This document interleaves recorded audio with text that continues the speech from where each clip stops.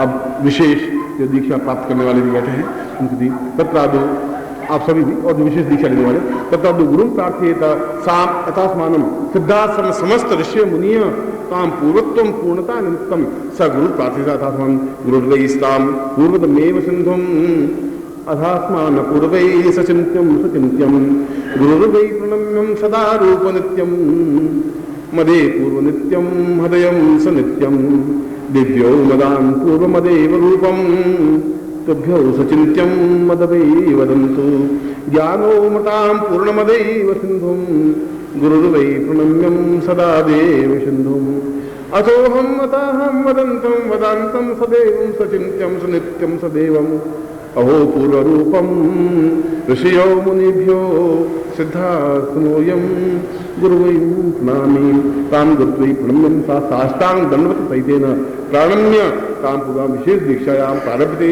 सातुभ्यं संवर्धये अथास्मानं सातुभ्यं संवर्धयिता पूर्वा सातुभ्यं संवर्धये एतस्मात् विशेष दीक्षा प्राप्ति शक्तिपातेन तुभ्यं संवर्धये। विशेष दीक्षा का मतलब है कि मैं शक्तिपात के माध्यम से विशेष दीक्षा दूं। अभी आप सीधे बैठ जाएंगे और ये हाथ है, ये अंगूठा है, ये तीसरी उंगली है, इस उंगली के जड़ में ये अंगूठा रख करके थोड़ी उंगलियां मोड़ देंगे, ये मुद्रा होनी चाहिए आपकी। और ऐसा इसी प्रकार इधर भी ऐसा, और ये नाड़ियां इस घुटने के ऊपर रहनी चाहिए। इस प्रकार से आप बैठ रहे हैं।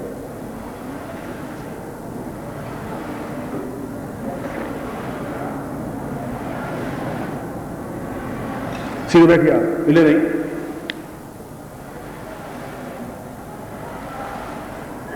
निष्कंप भावेंगे, निष्कंप का मतलब है कि सांप भी आपके ऊपर चढ़े तो आप हिले नहीं कर सकते, और आंखें बिल्कुल खुली हो और आंख झपके नहीं। आप उतना ही शक्तिपात प्राप्त कर सकेंगे जब तक आंख नहीं झपकेगी। झपकने के बाद में तो क्षण खत्म हो जाती है। इसलिए पहले 3-4 बार आंखें बंद करके उसको विश्राम दे दीजिए, उसके बाद आंख खोलिए तो थोड़ी ज्यादा खुली रह सकती है।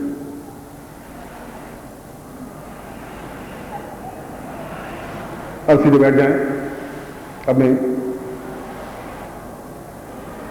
शक्तिपात का मतलब ये नहीं है कि आप वहां दिखाई नहीं देता मेरी आंखें, इससे कोई मतलब नहीं है। शक्ति का मतलब ये शक्ति प्रोवाइड हो रही है, आप उसको एक्सेप्ट कर सके, बस इतनी सी बात है। शक्ति तो सूर्य की शक्ति प्राप्त हो ही रही है, आप जितनी एक्सेप्ट कर सके। चंद्रमा की शक्ति भी प्राप्त हो ही रही है, वो तो आप कितनी ग्रहण संवेदनशीलता है आपके शरीर में उस पर डिपेंड है।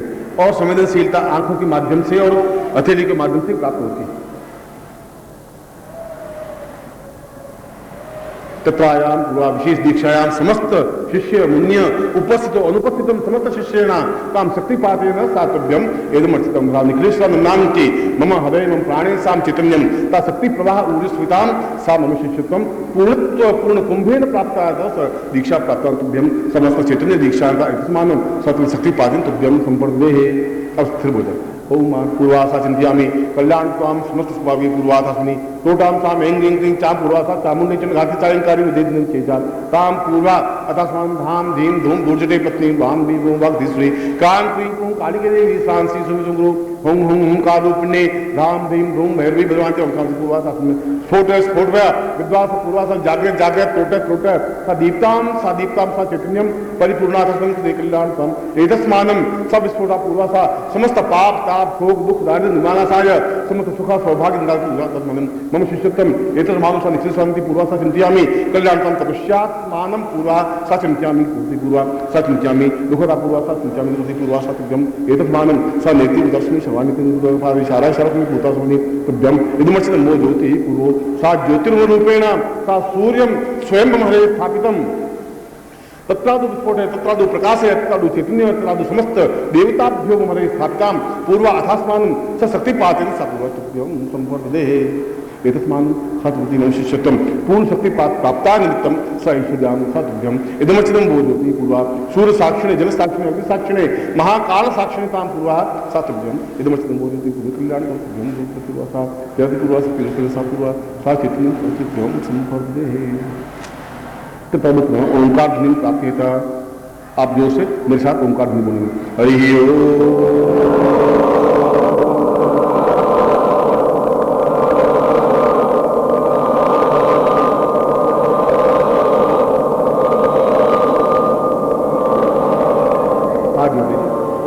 अन्याम पूज्याम गुरुत्व रूपेण साम दया तथा पूर्वासी कृपा पूर्वकेण सा समस्त दीक्षायां प्रारभ्यते सा विनयपूर्वकम मम शिष्यत्वम मम देह प्राण मम चक्षु मम नेत्र मम समस्त शरीरेभ्यो ताम चरणे समर्पयामि ताम आज्ञां परिपालय ताम चित्ते मम चित्ते तुम देह मम देह तुम प्राण मम प्राण समस्त शरीरेभ्यो ताम आज्ञां मम शक्ति रूपेण आप समति पूर्वा गुरु ममरे स्थापितम सा पूर्वा सद्रभवतु में अब वहीं बैठे बैठे प्रणाम कर लें, जैसे गुरु को प्रणाम किया जाता है झुक करके, जमीन पर आपका सिर लगे तो और ज्यादा अच्छा है।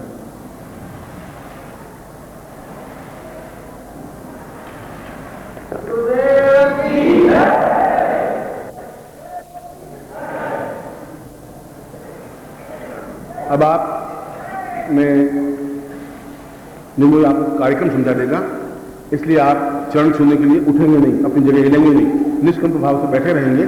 वह मौका आएगा जब आप चरण छुएंगे। मैं तो चाहता हूं आपके खुद के चरण इतने महान हो जाए कि लोग छुएं, मेरे चरण छूने से तो मतलब नहीं।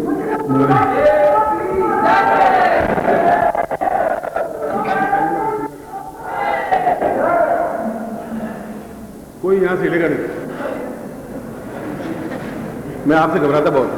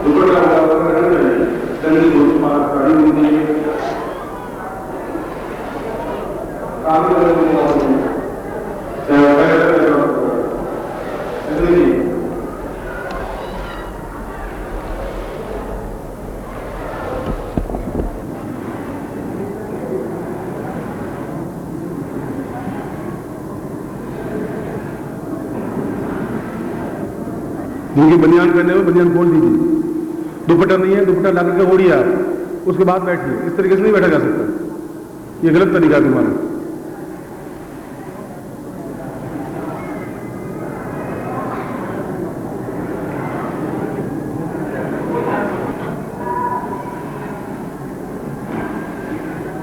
त्वदीय रूपम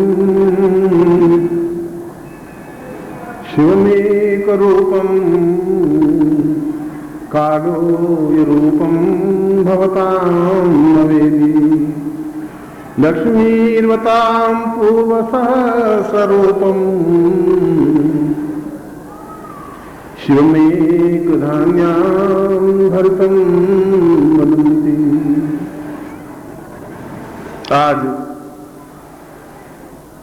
शिवरात्रि के पावन पर्व पर जब एक साधक और शक्ति का समन्वय का दिन है,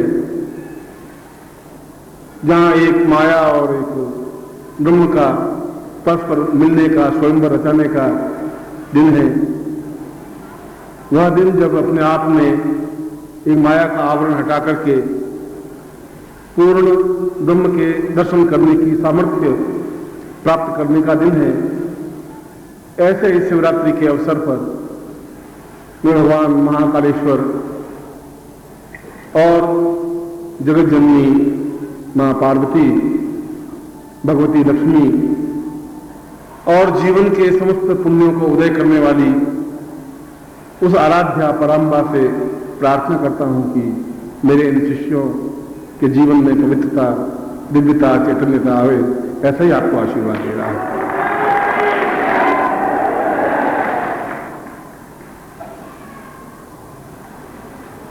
इस सूत्र के इस श्लोक में 2-3 बातें ध्यान रखने की हैं, क्योंकि यह समय प्रवचन का नहीं है। केवल आप जो आगे क्रियान्विति करने जा रहे हैं, क्रिया करने जा रहे हैं, मैं उसको थोड़ा सा आपको समझा देना चाहता हूं। हम उस पारदेश्वर की स्थापना, पूजन, अर्चन, चिंतन, मनन करने जा रहे हैं, जिसके बारे में भगवान ब्रह्मा ने स्वयं अपने चारों मुंहों से उनकी स्तुति करते हुए कहा है कि वह अपने आप में ही चैतन्य है, क्योंकि उसके 4 मुंह से 4 वेदों की रचना हुई, ऋग्वेद, यजुर्वेद, सामवेद, अथर्ववेद। और आपको ये जानकर के आश्चर्य होगा कि चारों वेदों का प्रारंभ भगवान शिव के पारदेश्वर के अर्चन से हुआ है और उन चारों वेदों का समापन भगवान पारदेश्वर के अर्चन से ही संपन्न हुआ है। यह एक विचित्र सत्य है, तथ्य है कि अगर हम यजुर्वेद को प्रारंभ करें, इखेत वोर जेत्वाम वायो सदेव सविता, तो उन्होंने सबसे पहले इस बात की स्तुति की है कि मैं जो समस्त संसार का वीर्य है, ब्रह्म है, चैतन्यता है, उज्ज्वलता है, प्रखरता है, प्रकाश है, उस प्रकाश को समग्र भूत से पूंजीभूत करके जिस पिंड की रचना हुई है वह अपने आप में पारदेश्वर है। और उस पारदेश्वर जो क्षय नहीं होता, पारा समाप्त होता ही नहीं। पारे को आप जलाओ तो समाप्त नहीं होता, उड़ाओ तो समाप्त नहीं होता, पारे के टुकड़े कर दे तो समाप्त होता ही नहीं। पारा तो दूसरी चीजें तो समाप्त होती हैं, पत्थर अपने आप में रेत बन जाता है, खत्म हो जाता है, दूसरी कोई भी चीज का क्षरण हो जाता है, पर पारद का क्षरण होता ही नहीं।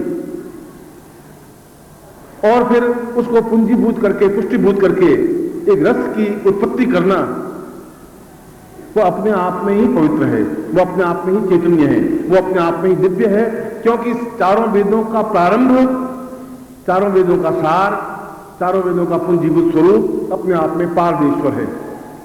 और उन्होंने उस पारदेश्वर में ऐसी कोई स्तुति नहीं की कि वो भगवान शिव है। उन्होंने कहा कि वह जिसके घर में स्थापित है वो अपने आप में ही पूर्ण प्राप्त है, क्योंकि माया और ब्रह्म का पूर्ण समन्वय है। व्यक्ति के जीवन में 2 चीजें रह सकती है, माया रह सकती है, ब्रह्म रह सकता है, या दोनों का समागम रह सकता है।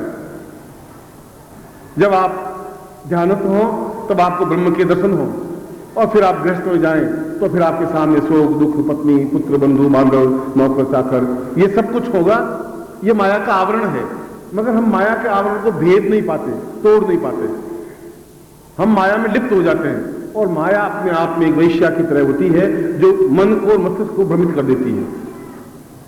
वो एक बुद्धि है जो मस्तिष्क को सत्यानाश कर देती है, वो ब्रह्म तक पहुंचने नहीं देती। वो कहती है क्या होगा इससे, ये स्थापन करने से क्या हो जाएगा, नहीं स्थापन करने से क्या हो जाएगा, सत्य तो मेरी पत्नी है, मेरे पुत्र हैं, मैं जिंदा हूं। ऐसे भोगवादी व्यक्ति क्षणांश होते हैं। ऐसे गलियों में सैकड़ों मर गए हैं और सैकड़ों मर रहे हैं, उनके नाम आपको हमको याद ही नहीं है। जिस गली में भी आप जाएं और उस गली में यदि आप 100 साल का इतिहास देखें तो उस गली में कम से कम 100 व्यक्ति तो मरे ही होंगे पिछले 50 वर्षों में, 100 वर्षों में। उनके नाम किसी को याद नहीं है, क्योंकि वे भोगवादी थे, वे केवल मायावादी थे। मगर जिसके घर में पारदेश्वर स्थापित है उसके घर में अकाल मृत्यु नहीं हो सकती, उसके घर में ऋण नहीं रह सकता, कर्जा नहीं रह सकता, उसके घर में दुर्भिक्ष नहीं आ सकता, उसके घर में पीड़ाएं नहीं आ सकती, उसके घर में माया का आवरण नहीं रह सकता। वो अपने आप में चैतन्य बन जाता है, शुद्ध बन जाता है, परिष्कृत बन जाता है। ऐसा ऋग्वेद के प्रारंभ में, यजुर्वेद के प्रारंभ में और सामवेद अथर्ववेद के प्रारंभ में कहा है।